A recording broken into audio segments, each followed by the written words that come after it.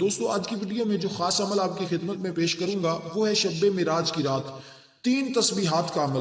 دوستو اس عمل کے ذریعے آپ اپنے مقدر کو چمکا سکتے ہیں، آپ اپنی زندگی کو چمکا سکتے ہیں، کیونکہ معراج کی رات کے اندر بھی ایک ایسی گھڑی آتی ہے، ایک ایسا لمحہ آتا ہے۔ آج ہم وہ لمحہ وہ گھڑی آپ کو بتائیں گے۔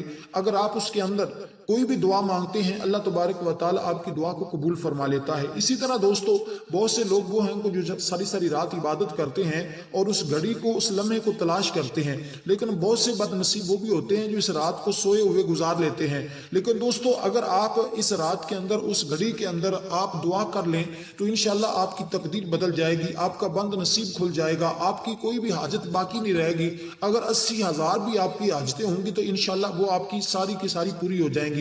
دوستو آج ہر بندے کا کوئی نہ کوئی مسئلہ ہے، کوئی نہ کوئی حاجت ہے، کوئی نہ کوئی تمنا ہے۔ اس لیے دوستو آپ اس رات کو اپنے لیے اہم سمجھیں اور آپ اس گھڑی کو تلاش کریں جو گھڑی ہم ابھی بتانے والے ہیں، جو وقت آپ کو ہم بتائیں اس وقت کے اندر آپ نے فقط یہ 3 تسبیحاں پڑھ کر اپنی حاجت کے لیے دعا کرنی ہے اور اس میں ایک وسیلہ بھی پیش کرنا ہے۔ اس وسیلے کے بعد آپ جو بھی دعا مانگتے ہیں، وہ آپ کو اولاد کا مسئلہ ہو، وہ آپ کو کاروبار کا مسئلہ ہو، وہ آپ کو شادی کا مسئلہ ہو، کوئی بھی مسئلہ ہو، انشاءاللہ وہ آپ کا مسئلہ حل ہو جائے گا اور صبح ہی آپ دیکھتے ہی دیکھتے اللہ تبارک و تعالی آپ کو بلندیاں عطا فرمائے گا۔ کیونکہ اس رات کے اندر اللہ تبارک و تعالی نے اپنے حبیب کو بلندیوں پر بلایا، آسمانوں کی سیر کروائی، زمین کی سیر کروائی، مسجد حرام سے مسجد اقصی تک، پھر اقصی سے سدرۃ المنتہا تک، پھر کعبہ کوسین، آقا علیہ الصلوۃ والسلام کو ساری کائنات کی سیر کروائی گئی۔ حضور کو ان بلندیوں کا پر لے جایا گیا جہاں تک دنیا کائنات کی کوئی چیز حضور کے قدموں کو بھی چھو نہیں سکتی۔ تو اس مقام پر میرے آقا پہنچے۔ اس لیے جو بندہ اس رات کے اندر یہ 3 تسبیحاں پڑھ لیتا ہے اللہ تبارک و تعالی اس کو بھی زوال سے نکال کر عروج کی طرف لے جاتا ہے، اس کا سویا ہوا مقدر جاگ جاتا ہے، اس کی بند قسمت کے تالے کھل جاتے ہیں۔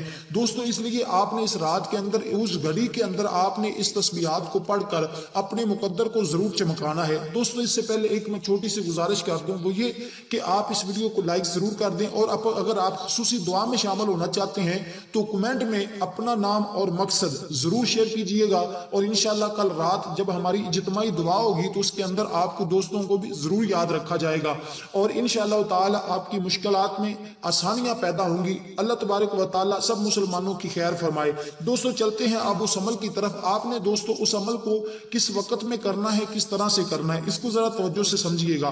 دوستو سب سے پہلے آپ اگر مرد ہیں اور آپ نوجوان ساتھی ہیں، میرے دوست ہیں، میرے بھائی ہیں، تو آپ مسجد کے اندر بھی اس عمل کو کر سکتے ہیں، لیکن آپ نے مسجد کے اندر بھی کرنا ہے تو پھر آپ نے اس عمل کے دوران کسی سے گفتگو نہیں کرنی۔ خواتین گھر کے اندر بھی کر سکتی ہیں اور اسی طرح مرد حضرات بھی اس عمل کو گھر کے اندر بھی کر سکتے ہیں، لیکن کوشش یہ کرنی ہے کہ جس جگہ آپ بیٹھ کر اس عمل کو کریں تو اس عمل کے دوران کسی کے ساتھ گفتگو نہ کیجیے گا۔ کوئی بندہ آپ کو بلا لیتا ہے، کیونکہ مسجد کے اندر اکثر لوگ عبادت، ذکر و اذکار میں، تسبیحات میں مصروف ہوتے ہیں، اور کبھی یوں ہوتا ہے کہ دوسرا بندہ آ کر اس کے ساتھ بات چیت کرنے لگ جاتا ہے۔ اگر ایسی کیفیت ہو تو پھر آپ کوشش کریں کہ اپنے گھر کے اندر کسی تنہائی میں بیٹھ کر آپ ان 3 تسبیحوں کو پڑھ لیں۔ دوستو صرف 10 سے 15 منٹ کا عمل ہے، اس کے بعد آپ کی ہر مشکل نہیں رہے گی، آپ کے لیے اللہ تبارک و تعالی آسانیاں پیدا فرما دے گا۔ اگر آپ کے دن گردش میں ہے، آپ کا ستارہ گردش میں ہے اور آپ کے دن گردش میں چل رہے ہیں، آپ کی زندگی گردش میں ہے، انشاءاللہ آپ کی زندگی چاندویں کے چاند کی طرح چمکنے لگ جائے گی، آپ کو روشنی ملے گی اور آپ کو بلندیاں ملیں گی۔ سب سے پہلے دوستو آپ نے اس عمل کو باوضو کرنا ہے۔ دوسری جو بات اس کے اندر ہے وہ آپ نے تنہائی میں کرنا ہے، اس عمل کے دوران کسی سے گفتگو نہیں کرنی۔ اول آخر 11 مرتبہ آپ نے درود پاک پڑھنا ہے۔ اب درود پاک جو بھی آپ کو آتا ہے آپ اس کو پڑھ لیں۔ اگر درود ابراہیم آتا ہے تو اس کو آپ ترجیح دیجئے گا، اگر وہ درود ابراہیم نہیں آتا تو پھر کوئی بھی درود پاک، سب سے چھوٹا درود پاک جو صلی اللہ علیہ وسلم، یہ بھی پڑھ سکتے ہیں۔ اگر آپ درود ابراہیم پڑھے تو اس کی زیادہ برکتیں اور فضیلتیں ہوتی ہیں۔ الغرض ہم ان کی طرف نہیں جاتے، بس وظیفے کو آپ سمجھیے گا۔ سب سے پہلے آپ نے کون سی تسبیح کرنی ہے؟ 11 مرتبہ درود پاک پڑھنے کے بعد آپ نے سب سے پہلے یہ تسبیح کرنی ہے، یہ رات کی کس حصے میں کرنی ہے یہ بھی میں ابھی راز کھولنے لگا ہوں۔ سب سے پہلے ہم سمجھتے ہیں کہ آپ نے تسبیح کون سی کرنی ہے۔ سب سے پہلے آپ نے آیت کریمہ پڑھنی ہے 100 مرتبہ۔ اس کو چاہے تو آپ ہاتھ کی انگلیوں پر بھی کاؤنٹ کر سکتے ہیں، چاہے تو آپ کسی تسبیح پر بھی گن سکتے ہیں۔ آپ نے پڑھنی ہے لا الہ الا انت سبحانک انی کنت من الظالمین۔ ایک تسبیح یعنی کہ 100 مرتبہ آپ نے اس آیت کریمہ کو پڑھنا ہے۔ اس کے ساتھ مسلسل ہی گفتگو کیے بغیر آپ نے دوسری جو تسبیح پڑھنی ہے وہ دوستو آپ نے پڑھنی ہے لا حول ولا قوت الا باللہ العلی العظیم، لا حول ولا قوت الا باللہ العلی العظیم۔ اب تیسری تسبیح جو آپ پڑھیں گے وہ پڑھیں گے استغفر اللہ ربی من کل ذنب و اتوب الیہ۔ اب یہ تین تسبیحیں آپ نے ایک 100 مرتبہ یہ تمام تسبیحات پڑھنی ہے، یعنی کہ تین تسبیحیں 100 مرتبہ، یعنی ٹوٹل آپ کی تعداد جو بنے گی وہ 300 بنے گی۔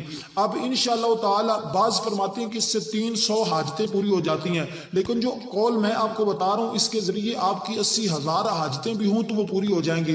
اگر آپ دولت کے طلبگار ہیں تو اگر آپ فقیر بھی ہیں تو اللہ آپ کو رب برجی بنا دے گا، آپ کی کوئی بھی پریشانی ہوگی انشاءاللہ وہ حل ہو جائے گی۔ اب بات جو خاص بتانے لگا ہوں وہ یہ کہ آپ نے اس کو کس وقت میں کرنا ہے، کس ٹائم میں کرنا ہے۔